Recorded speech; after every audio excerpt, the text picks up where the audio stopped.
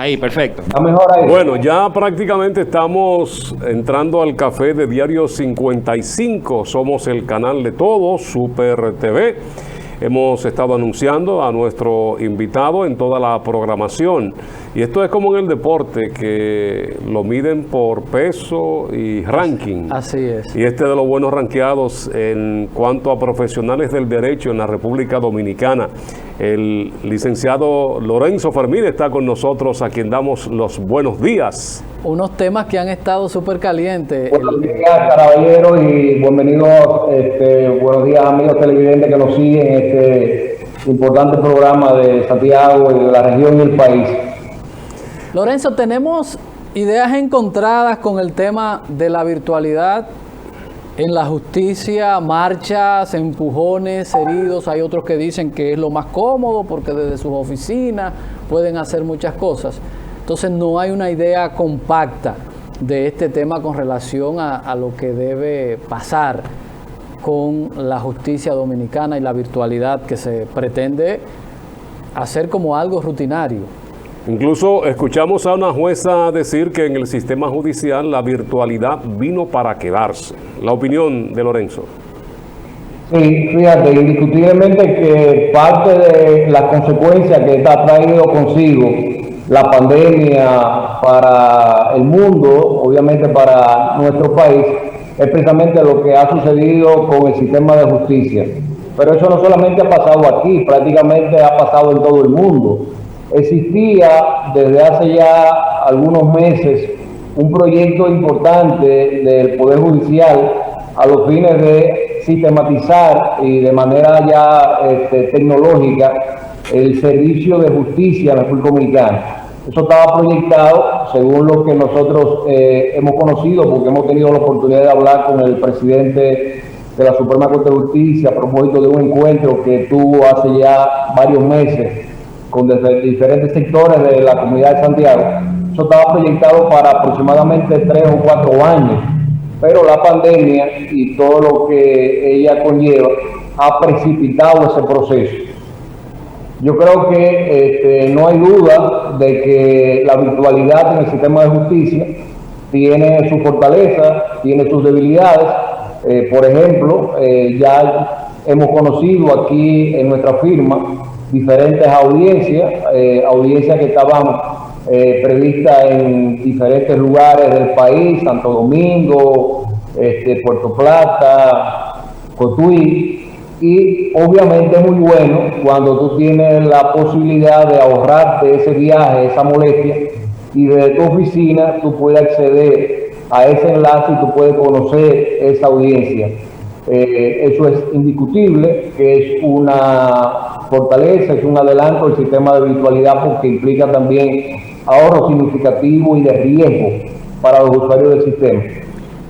Donde yo creo que se han presentado mayores inconvenientes es en cuanto a hacer horizontal, hacer generalizado la aplicación de la virtualidad para todo lo que es el servicio de justicia del país.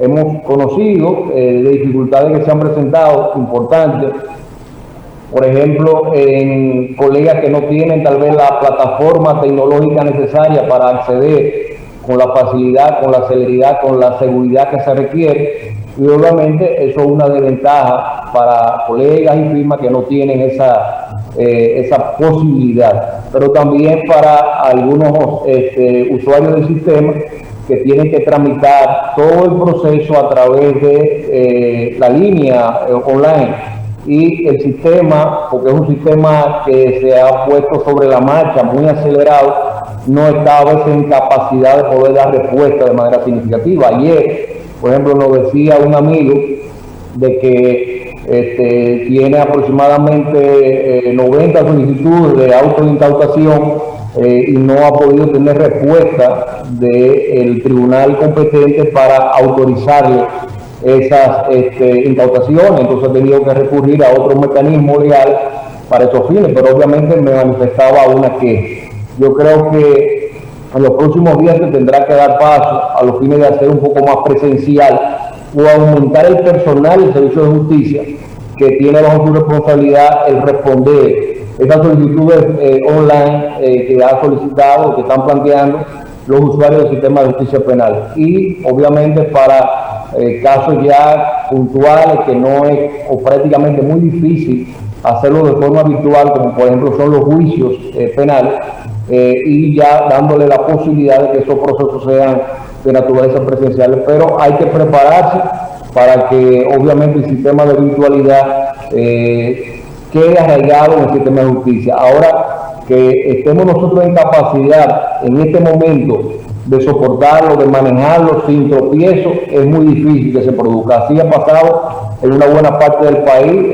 y en una buena parte también del mundo, por lo que nosotros hemos podido ver. Hay sus bemoles y los procesos de esta naturaleza tienden a ser un poquito complejos en la adaptación de los mismos. Ahí mismo, sí.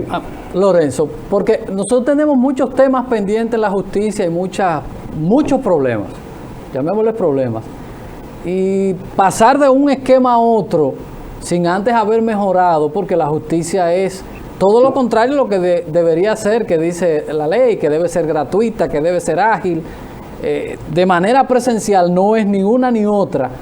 Esto no complicaría, tenemos una necesidad por el COVID, pero no complicaría esto sin haber resuelto problemas anteriores, no complica más aún la situación. Un juicio. No, es lo que te decía, hay un reto, hay un desafío necesariamente, pero la realidad ha impuesto que se tenga que brindar un servicio tan importante para la sociedad como el servicio de justicia, y tiene que hacerse de manera virtual. Yo lo que entiendo es que el Poder Judicial, de manera fundamental, tiene que redoblar los esfuerzos, le hace desde el punto de vista económico, desde el punto de vista de los recursos humanos, tendiente a garantizar que esa virtualidad se ofrezca de una manera mucho más efectiva. Lo ideal hubiese sido que este proceso se hubiese llevado de manera gradual y se hubiese llevado incluso determinados servicios primero y posteriormente ir avanzando a medida que fuera dando frutos, pero la realidad no lo ha permitido así. Yo lo que entiendo es que en este momento el Poder Judicial está abocado ya por la demanda de sectores importantes no solamente de la clase profesional de los abogados, sino también de los usuarios en general del sistema de justicia, de ir abriendo a un sistema presencial, por lo menos en los aspectos que es necesario que así se produzca, porque yo creo que no hay posibilidad de que perdure de una manera así en el tiempo la virtualidad para todo el sistema. Creo que sería contraproducente y vendría a lesionar lo que es la calidad y la celeridad como debe brindarse el servicio de justicia en un país. Lorenzo, una inversión también en los profesionales del derecho viene a compensar cuando tienen ustedes una audiencia fuera de la ciudad, tiempo, dinero.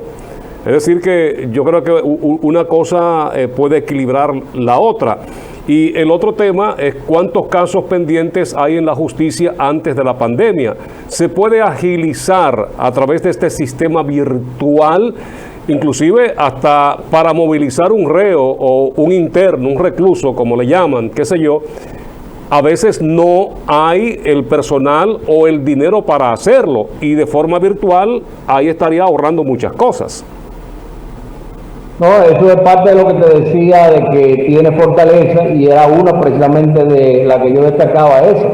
Es muy cómodo cuando tú tienes, por ejemplo, una audiencia en Santo Domingo o en cualquier otra provincia y tú no tienes que hacer el traslado a ese lugar, que tú puedes conocer tu audiencia desde tu oficina. Eso implica un ahorro significativo desde el punto de vista económico, pero también en situaciones de riesgo, porque tú sabes lo que implica tomar a veces nuestras carreteras. Pero lo que es obvio es que además de esa ventaja desde el punto de vista económico, también se pueda garantizar una mayor celeridad en los fallos de los diferentes servicios del sistema de justicia. Es decir, es necesario que con este sistema virtual, aplicado básicamente de una forma generalizada para materia comercial, para materia civil, para materia de tierras y algunos aspectos penales, por ejemplo, medidas de coerción, recursos de apelación, etcétera, eso pueda implicar una reducción importante de la mora, es decir, que los casos puedan ser conocidos y fallados en un menor tiempo, porque eso es una de las demandas más importantes que la sociedad dominicana, los usuarios han hecho desde siempre el sistema de justicia, de que en muchas ocasiones es una justicia costosa y que una justicia que no falla con la celeridad de vida, y obviamente eso afecta de una forma importante lo que es el costo que es acceder al servicio de justicia. No hay duda de que una de las fortalezas es la que tú bien señalabas. Lorenzo, nosotros tenemos varios estamentos, no sé cómo ustedes le llaman, porque todo el mundo cree que yo soy abogado, pero no soy. Tenemos varios escaños, pasamos un proceso normal. Cuando hablamos de virtualidad estamos hablando de todo, porque, bueno, me condenan, yo voy después al tribunal de apelación, y después voy al tribunal de no sé qué, y después voy a la Suprema Corte, y si tampoco creo los procesos, voy al Tribunal Constitucional. Cuando hablamos de virtualidad, ¿estamos viviendo una virtualidad para todos o para procesos puntuales? Sí, como te decía con antelación, la virtualidad básicamente ha estado enfocado ahora para todo lo que son los procesos en materia civil, es decir, demanda de divorcio, demanda en superjuicio, cobro de peso, asuntos también de tierra, litis de terreno registrado, del deslinde que hayan sido litigiosos, demanda de naturaleza comercial. Para ese tipo de procesos, prácticamente la oferta es la virtualidad, es decir, usted tiene que canalizar todas sus solicitudes a través de una línea de enlace con el tribunal, con el sistema de justicia online, y tiene que conocer sus audiencias de esa manera, tiene que depositar los documentos de esa forma.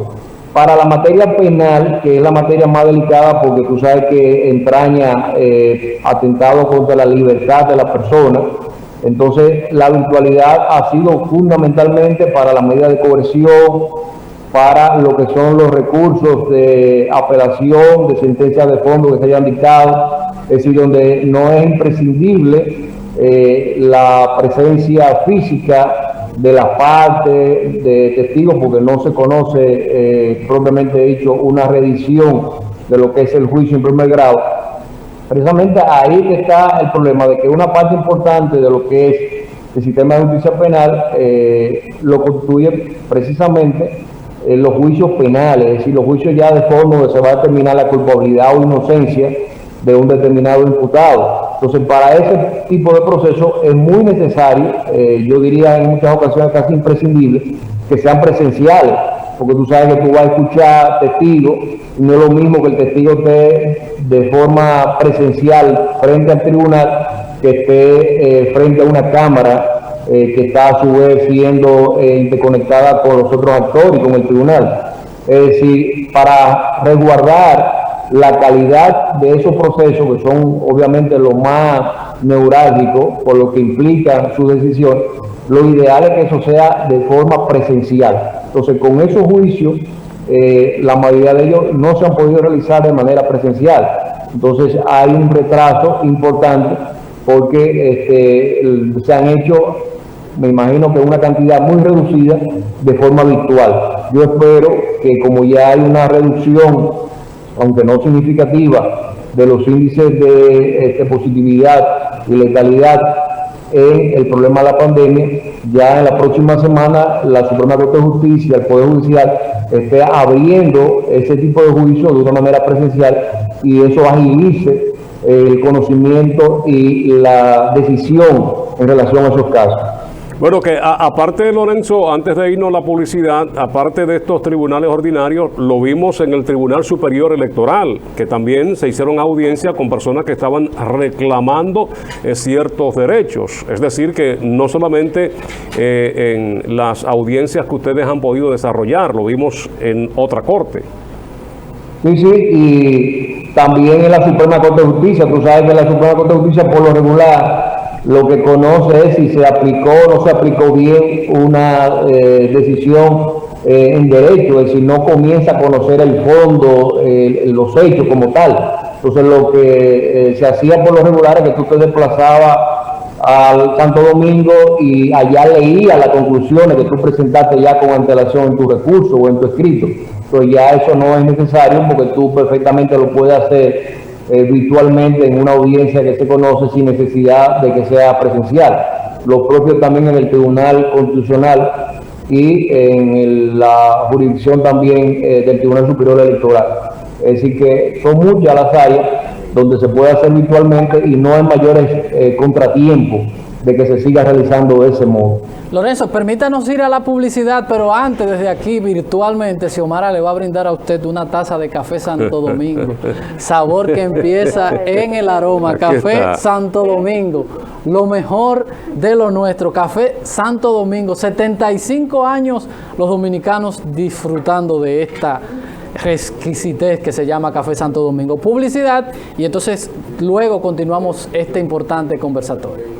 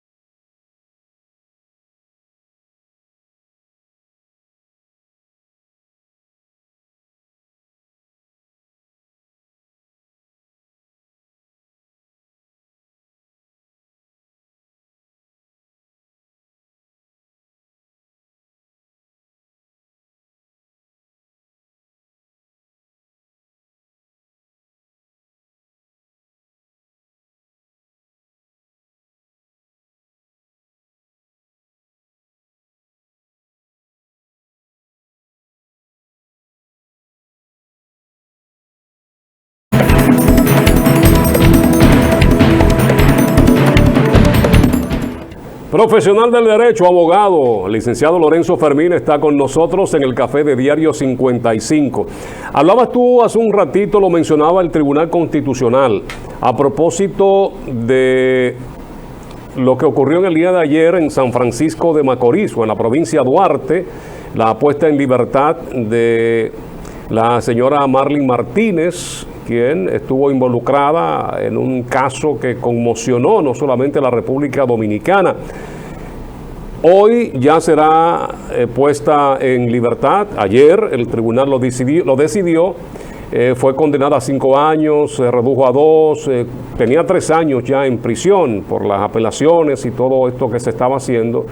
Y se habla de que se podría acudir al Tribunal Constitucional, pero ya después de juicio de fondo y haber cumplido con todo un proceso, el Tribunal Constitucional trata aspectos que tengan que ver con la ley. ¿Es posible que esto llegue hasta allí, Lorenzo? Sí, pero recuerda que primero la parte acusadora, es decir, de la víctima, y el Ministerio Público recurrieron a la decisión de la Corte de Apelación del Departamento Duarte, de San Francisco de Macorís, porque no estaban de acuerdo con la reducción de la pena que le había impuesto, que era de 5 años en primer grado, y ellos la redujeron a 2. Eso fue recurrido por la víctima y el Ministerio Público ante la Suprema Corte de Justicia, ante la Cámara Penal, específicamente a la Suprema Corte de Justicia. Eso está pendiente de que sea conocido ante esa jurisdicción de excepción, y cuando se produzca la sentencia en la Suprema Corte de Justicia, cualquiera de las partes pudiese recurrir ya en revisión constitucional ante el Tribunal Constitucional. Obviamente, para eso tendría que alegar que hay alguna violación de naturaleza constitucional en la sentencia dictada por la Suprema Corte de Justicia. Entonces es posible que se recurra ante el Tribunal Constitucional y es previsible que eso se produzca en ese caso. ¿No genera esto o el esquema, Fermín, es correcto? Porque una persona que hoy sale libre, mañana otro juez, como sucedió con ella, de 5 a 2, y que ahora aparezca un juez que diga que no se cumplieron los procesos y que hay que abrir el caso otra vez y para la cárcel otra vez. ¿Eso es normal en otro esquema de justicia o en República Dominicana tenemos que hacer algunos ajustes? Porque la justicia, que dice la ley, debe ser ágil, dura años, un proceso que puede resolverse en un año, aquí toma, ya vamos en ese caso casi para 4 años. ¿Y hasta dónde la presión social también puede variar cualquier decisión? Sí, pero por ejemplo, nosotros que básicamente tenemos una práctica en materia penal, estamos acostumbrados a esa proyección del tiempo de los procesos lamentables. Por ejemplo, ustedes recordarán cómo el caso de Vanessa Ramírez, que yo fui abogado precisamente de las víctimas, de los padres de ella, nos tardó aproximadamente más de 7 años hasta que existiera una sentencia definitiva. El proceso de Jordi Vera, que también ustedes conocieron y siguieron a nivel de la prensa, que fui también abogado de Jordi, se prolongó también por más de 5 años hasta que existiera una sentencia definitiva. Entonces eso es de los males que necesariamente tenemos que vencer en los cambios que se tienen que producir en el sistema de justicia en la República Dominicana, porque eso entraña de alguna manera también una denegación de justicia cuando se prolonga demasiado los procesos de ese tipo. Entonces es previsible que ese caso, que tiene una connotación también no solamente mediática, sino también desde el punto de vista judicial interesante, por la forma como se perpetró ese homicidio y la proyección pública que desde el principio tuvo el caso, es previsible que ese proceso va a tomar también muy probablemente más de 5 o 7 años hasta que haya una sentencia definitiva todavía en el caso. La justicia de nosotros y la mexicana, porque hay unas estadísticas, Lorenzo, que uno no se la explica. Más del 60% de los presos son preventivos. Tenemos muchísimos temas. Que nosotros ahora que estamos estrenando una modalidad de una procuradora independiente, no vinculada.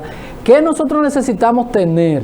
Porque no es por leyes, ni por normas, ni por estructura, ni por nada, de que nosotros podamos cambiar esto en la República Dominicana. Tantas cosas negativas en la justicia. Yo creo que esto no debe existir ni siquiera en Haití, ni en Burundi, que el 70% de la población que está en proceso sea de que preso preventivo o con procesos abiertos. Por eso la ley habla de que sea ágil, de que los procesos sean ágiles para evitar ese tipo de cosas. No, fíjate, el problema de la población penitenciaria elevada, de naturaleza preventiva o sin una condena, es uno de los males ancestrales que tiene el sistema de justicia penal de la República Dominicana. y que se pretendía reducir de una manera importante con la aprobación del Código Procesal Penal. Pero lamentablemente la realidad ha demostrado que a pesar de la aprobación del código y a pesar de los avances que significó en algunos aspectos esa normativa legal, no se ha podido reducir la población penitenciaria, básicamente en materia de los presos preventivos. Es una situación que también afecta a la buena parte de los países de Latinoamérica. Así, si tú revisas las estadísticas en prácticamente toda América Latina, tú vas a encontrar que la población oscila por encima del 50% de los presos preventivos. Eso tiene mucho que ver con la deficiencia que tiene el aparato de justicia, donde a veces hay una cantidad importante, por ejemplo, de jueces, pero no hay una medición en cuanto a la capacidad que tiene ese juez de poder dar una decisión a tiempo, si hay problemas en la medición del trabajo que hace un determinado tribunal, pero eso también es aplicable a la deficiencia propia del Ministerio Público, que tradicionalmente a veces no ha sabido jugar su rol de investigar, de poder hacer acopio efectivo de la prueba y sustentar una persecución, la misma deficiencia de la Policía Nacional de forma usual, que ha sido una institución que ha tenido mucha deficiencia en lo que tiene que ver con la efectividad de su tarea de investigación como auxiliar fundamental del sistema de justicia en el área penal.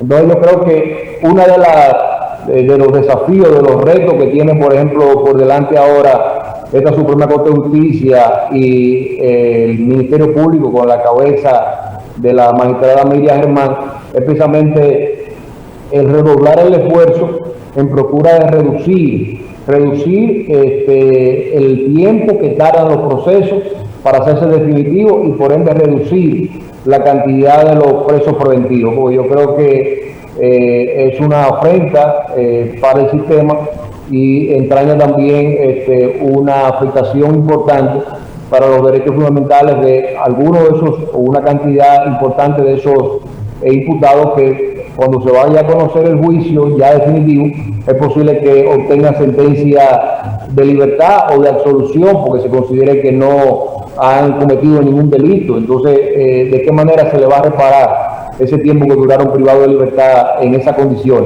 Máxime cuando sabemos la deficiencia que hay también en el sistema penitenciario, por lo menos en lo que es el viejo modelo, que tú sabes que antes de garantizar o contribuir en una rehabilitación del condenado, del imputado, lo que se ha convertido también en una universidad para perfeccionar las modalidades de delinquir. Lo que ha sucedido recientemente, por ejemplo, con la penitenciaría de la Victoria, yo creo que es el ejemplo más elocuente de lo que significa también ese sistema penitenciario que en un buen aspecto nos caracteriza y que debe ser un desafío su mejoría. Bueno, Lorenzo, permítanos hacer nuestra segunda pausa para continuar con este interesantísimo tema. Nosotros que estamos en un proceso de inicio de gobierno, iniciamos el programa con algunas recomendaciones al nuevo gobierno y que esto también, la justicia, es fundamental, que es el que equilibra la relación entre los ciudadanos y es importante que sigamos haciendo mejoras para garantizar los derechos que tienen los y las dominicanas. Publicidad y volvemos con Lorenzo Fermín, que es abogado de los tribunales de la República. Con él conversamos después de la pausa.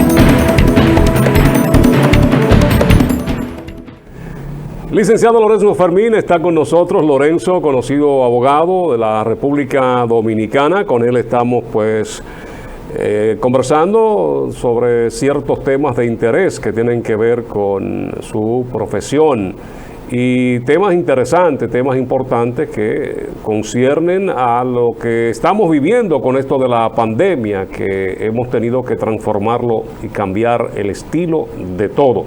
Lorenzo, vemos en otros países, uno tiene como espejo Estados Unidos y ve películas y ve series, documentales, que cuando se apresa a alguien ya tienen todas las evidencias a manos y el someterlo ya toma menos tiempo. Hemos visto ahora con el tema de César Emilio Peralta, el abusador, alias el abusador, la red de traficantes, de lavado de activos, que al ser un caso complejo, bueno, pues le dan un año al Ministerio Público para que haga todos los procesos y las investigaciones del lugar. Ellos van a solicitar 4 meses más.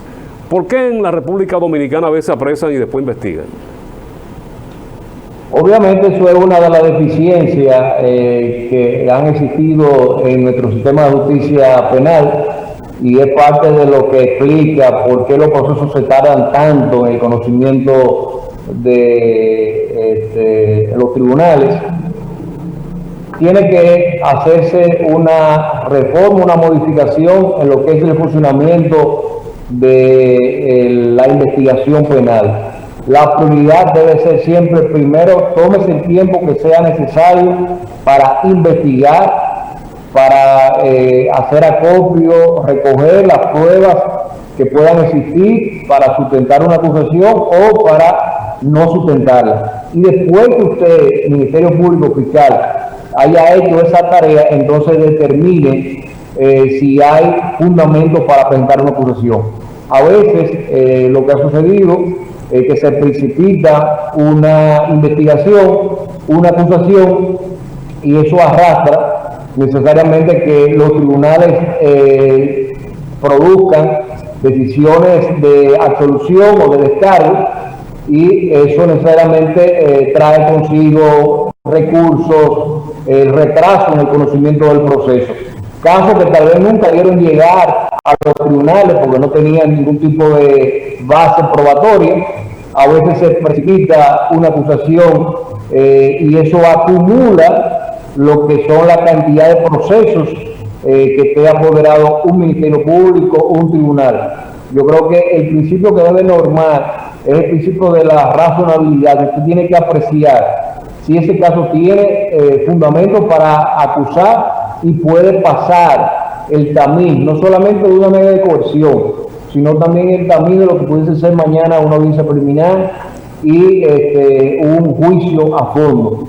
Yo creo que en ese caso que tú has mencionado de la red de César Abusador, me parece también que no hubo una investigación de una manera eficiente, diligente de parte del Ministerio Público básicamente, y por eso ha implicado ahora la necesidad de otra prórroga en lo que es el tiempo que se le concede al Ministerio Público para que presente la acusación. Pero ese tipo de casos no es la excepción, lamentablemente eso se ha venido produciendo en muchos casos que no son también de una connotación tan grande como es ese de las redes de César Abusador. Eso es de las necesarias modificaciones que tiene que producir el Ministerio Público en nuestro país y que esperamos de que la nueva cabeza que tiene el Ministerio Público, de la magistrada Miriam Germán y la magistrada Jenny Berenice, sabrán encauzar el Ministerio Público en esa dirección para ser eficiente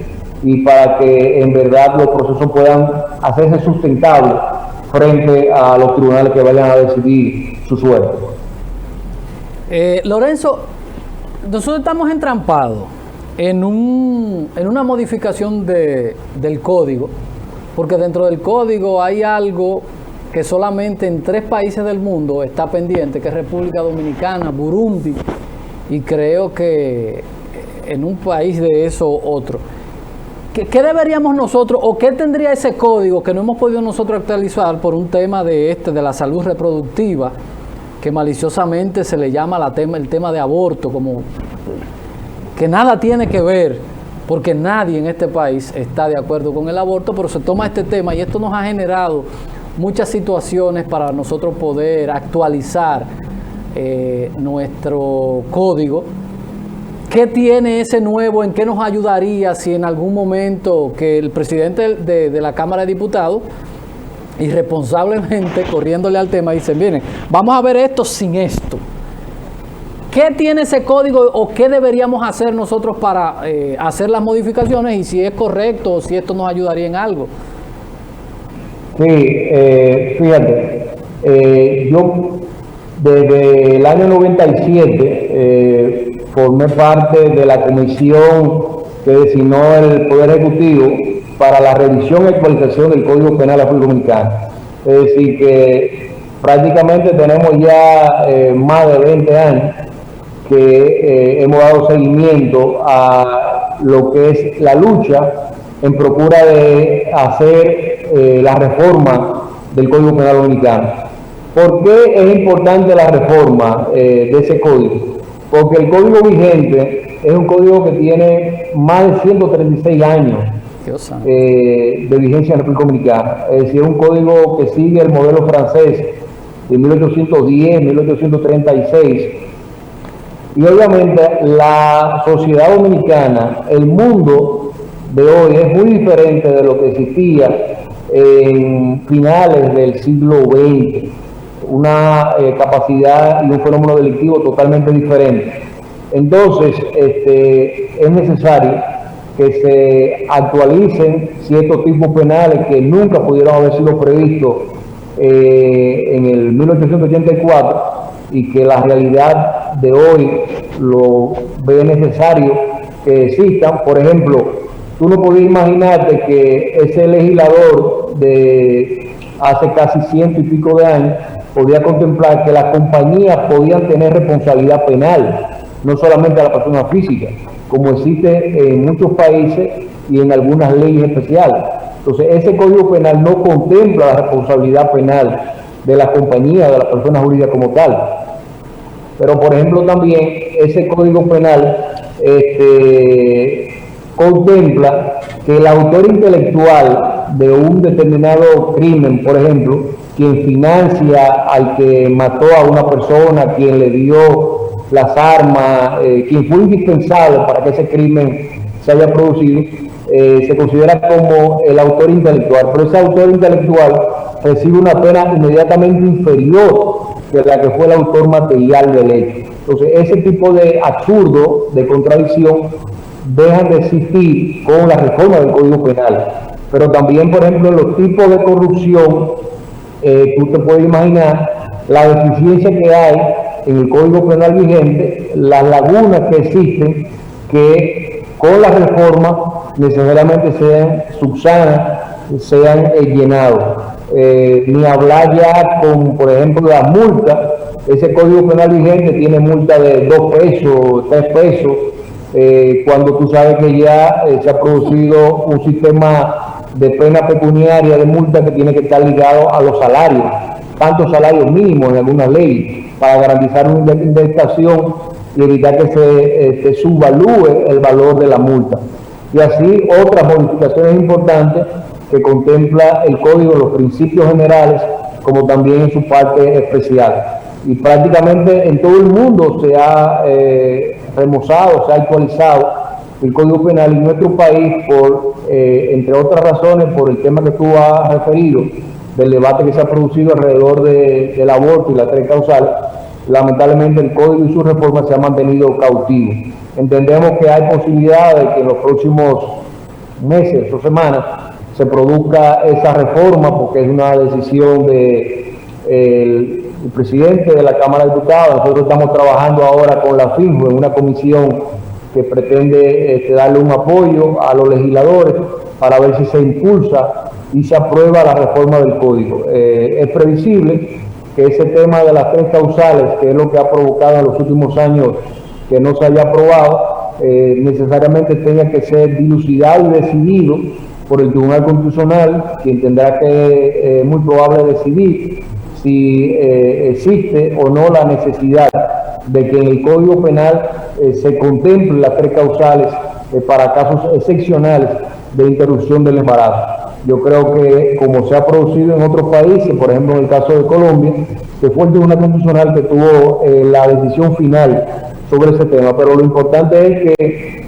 el legislador dominicano ya dé el paso al frente y estemos con un Código Penal que sea la expresión más actual, más moderna de lo que es la sociedad del mundo y la delincuencia de este tipo, sin que tampoco nos llamemos engaño. Ojo, no estamos diciendo que el Código Penal va a resolver los problemas de delincuencia y de impunidad, no, sería irresponsable asumir eso. Lo que estamos diciendo que sería un instrumento importante, conjuntamente con los demás que hemos señalado, para prevenir y para sancionar de manera más correcta, más efectiva, muchos de los delitos que se cometen y se van a cometer en la República Dominicana de este tiempo. Lorenzo, teniendo nosotros un sistema judicial, podríamos decir hasta cierto punto comprometido, altas instancias porque son electos por políticos, ¿podrían prosperar todas estas demandas, todas estas solicitudes que tiene a mano la Procuraduría General de la República, el Ministerio Público? Fíjate, hay indiscutiblemente un reto, un desafío en la sociedad dominicana de hoy. Hay una demanda creciente, estimo yo, justificada de los sectores más sensatos de la sociedad dominicana, que consideran que hay que ponerle un stop, un pare a lo que es la impunidad, los problemas de la corrupción, el sector público, básicamente. Las estadísticas de las mediciones internacionales nos colocan en los peores lugares en esa materia. Y yo creo que no es posible que se fortalezca la democracia, la seguridad jurídica, la seguridad ciudadana inclusive, si tenemos los problemas de corrupción e impunidad que nos ha caracterizado en los últimos 30, 40 años en la República Dominicana. Entonces, uno de los grandes retos que tiene el Ministerio Público hoy es precisamente tratar de reducir significativamente esos márgenes de impunidad que tradicionalmente han existido, en una buena parte por cuotas de responsabilidad de los actores políticos y otra también por los mismos representantes del Ministerio Público.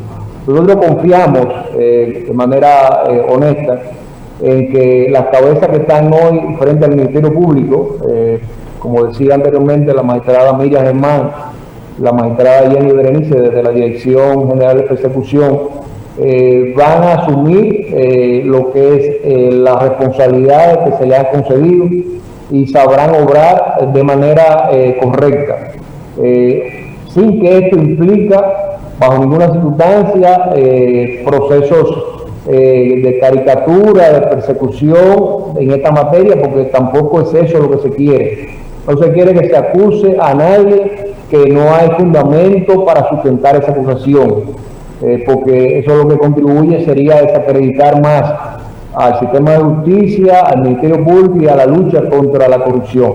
Ahora, en los casos donde hay fundamento desde el punto de vista probatorio y se puede hacer acopio, sustento de esa prueba, yo creo que es una responsabilidad del Ministerio Público el presentar las acusaciones y que los tribunales puedan decidir la suerte de esos casos. Yo creo que no será de una manera generalizada, porque eso implica un gran esfuerzo. Investigar ese tipo de delincuencia de cuello blanco no es lo mismo que investigar una delincuencia ordinaria y común, requiere un mayor esfuerzo de investigación, de prueba, pero yo creo que por lo menos los casos más emblemáticos y los que tengan mayor sustento probatorio deberán ser judicializados y presentados en los tribunales de la República en los próximos meses, que tampoco no hay un plazo que tiene que ser que en un mes, 2 meses, que en enero tiene que haber preso. No creo que se debe manejar de esta naturaleza esos procesos, sino es un asunto de resultados, no es una lucha de simplemente tantos procesos o de tales figuras. Lo importante es que usted haga el esfuerzo y logre los resultados de una manera satisfactoria para el beneficio del país, para el beneficio de la imagen del Ministerio Público y del sistema democrático, sobre todo. Lorenzo, palabras que son palabras muy bonitas y que escuchamos o que escuchan y manejan mucho ustedes los abogados y quienes le damos seguimiento a este Estado social, democrático y de derecho, tutela judicial, correcta tutela judicial. ¿Cómo vamos nosotros en estos conceptos de Estado de Derecho, tutela, efectiva tutela judicial en República Dominicana? Porque a veces cuando nos encontramos los reportes de manera internacional, decimos, le quieren hacer daño al país, pero a veces vemos que sí, que aunque tenemos normas, las cosas no se manejan de la mejor manera. Ustedes que están metidos en eso, ¿qué tanto hemos avanzado o qué tan atrasados estamos con este tema? Obviamente, tú sabes que hay una distancia importante de lo que es la norma de la realidad en República Dominicana y en una buena parte de los países tercermundistas o desarrollados. Nosotros tenemos una Constitución de la República, por ejemplo, que no tiene nada que envidiarle a las constituciones más modernas de América Latina, inclusive del primer mundo. Sin embargo, en muchas ocasiones, una cantidad importante de esos derechos fundamentales que establece la Constitución de la República para tener el estatus de ser un Estado social, democrático y de derecho, como lo establece la Constitución, en la realidad no se garantizan. Sí, por eso que decimos que a veces es poesía lo que se establece ahí, porque nuestro Estado es un Estado que ha tenido serias deficiencias en hacer realidad esos derechos que está llamado a garantizarle a la población de una manera efectiva. Eso es indiscutible. El reto es que no solamente existan en un papel plasmado en determinados artículos de la Carta Sustantiva, sino que el Estado Dominicano garantice de manera efectiva que esos derechos se puedan ejercer y disfrutar por el ciudadano. Tú hablas también de uno de los derechos fundamentales, que es la tutela judicial efectiva. Es un derecho que, como hemos analizado de manera previa, por los escollos, las dificultades que ha tenido el sistema de justicia tradicionalmente, hemos avanzado en algunos aspectos, en otros no tanto. El desafío, el reto, es que cada día con mayor esfuerzo uno pueda hacer realidad eso que establece la Constitución, que es el derecho que todos tenemos de recibir una tutela judicial efectiva como un servicio indispensable del Poder Judicial para la población. Ese es el desafío, no solamente de nuestro país, sino de la mayoría de países que tienen limitaciones como nosotros. Obviamente, en la medida que nosotros hagamos mayor esfuerzo en procura de institucionalizar las instituciones, que lo que importe no es quien sea el incumbente, sino el respeto a la institución, el respeto a la Constitución, el respeto a la ley, y que si usted, funcionario, no observa ese respeto, usted tiene consecuencias que son o de prisión o de tipo económica o de inhabilitarlo para ejercer funciones públicas. En esa medida, entonces, las instituciones se van a fortalecer más y la Constitución y el ordenamiento legal se va a hacer mucho más efectivo y va más cercano, le va a generar más confianza a la población. Yo creo que ese es el desafío, no hay ninguna duda en eso. Necesariamente, por ejemplo, los esperados que está causando la pandemia por el impacto en lo que es las arcas, los ahorros públicos, necesariamente afectan y de seguro que van a retrasar ese proceso, pero yo creo que eso no es obvio, eso no debe ser una excusa para que el funcionario sepa que tiene que estar siempre al servicio de la Constitución y de la ley, independientemente de la limitación que pueda tener o no en su presupuesto por las situaciones que ya hemos señalado.